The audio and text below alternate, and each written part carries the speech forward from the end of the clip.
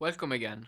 In the technical track, we have covered several topics concerning the migration of PKI to quantum safe cryptography. Let's have a brief recap of the major takeaways of these lectures. The quantum computer offers incredible new possibilities. Thanks to the unique compute paradigm, quantum computers can solve problems much more efficiently than traditional computers. Unfortunately, the hard mathematical problems that guarantee the security of public cryptography are among the problems that a quantum computer can solve efficiently. This means that an attacker with quantum computer can decrypt confidential communications and impersonate legitimate entities that violate trust. The PKI is the infrastructure that guarantees authentication in digital communications. Without PKI, there would be no trust on the internet. Its role is to provide authentication to digital entities, making sure that the owner of a cryptographic key is who they claim they are. The most common PKI is based on the X509 standard and it is known as a hierarchical PKI. To provide trust, a certificate authority, or CA, signs the public key of an entity and creates a digital certificate. The certificate can be distributed to show that the owner of the public key is authentic. To be able to trust a CA, its public key is also signed by another CA, which is higher in the hierarchy. At the top of the hierarchy, there are the so-called root CAs, which have a self-signed certificate. The distribution and management of the digital certificates is at the core of the PKI. All are entities that populate the PKI ensure that the creation, distribution, management processes of digital certificates are reliable. Therefore, before the quantum computer arrives, we need to migrate to a safe public cryptographic alternative called quantum safe cryptography.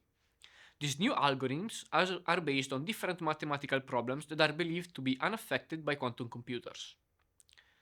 Since these algorithms are newer, their security is not quite as mature as of the algorithms we are currently using.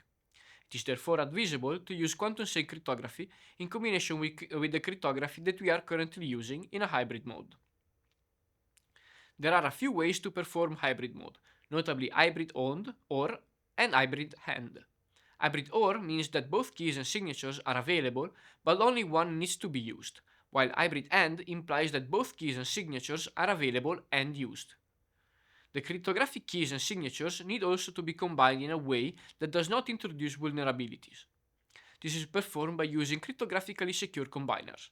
These constructions are far from trivial.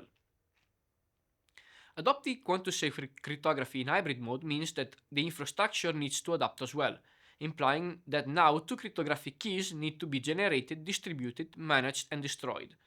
This, of course, adds complexity to the PKI. A possible solution is to manage a parallel PKI, one with commonly used cryptography and the other with quantum safe cryptography, but this doubles the complexity of the PKI. An alternative and preferred solution is to modify the digital certificates so that they can accommodate two public keys and digital signatures. There are a few proposed alternative digital certificates that can satisfy these requirements: Catalyst, Chameleon, and Composite certificates. There is no preferred solution as they all come with pros and cons with respect to security and management. Not only digital certificates need to change, but also the software and hardware that needs to digest them. Within the Hapkido project, we investigated the difficulty of introducing hybrid certificates in DSS, a service that manages the digital signatures of PDF documents. The process was labor-intensive and not straightforward. The program logic needs to be updated so that the software can understand that a hybrid certificate is being used, and that two different keys and signatures need to be read, managed, and combined. This means introducing new checks and functions need to be implemented. To conclude this lecture, I would like to give recommendations if you are working on cryptography and are planning to migrate to hybrid quantum safe cryptography. Keep updated with the last developments, not only on the cryptographic standards, but also on how the ecosystem is moving to incorporate them. Recommendations and draft standards change quickly, and efforts must be invested. On August 13, 2024, the National Institute for Standards and Technology has released the standards for the new quantum safe schemes, and their production-ready implementation will soon be available. Even though such implementations are still missing, This should not stop you from already planning your transitions carefully, considering the difficulties we have discussed in this lecture and earlier.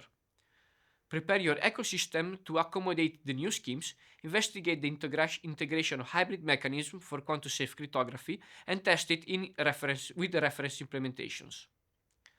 To stay updated with the latest development of the Hapkido project and to stay informed about new insights and our proof of concepts, visit us at the Hapkido website hapkido.tno.nl and subscribe to our newsletter.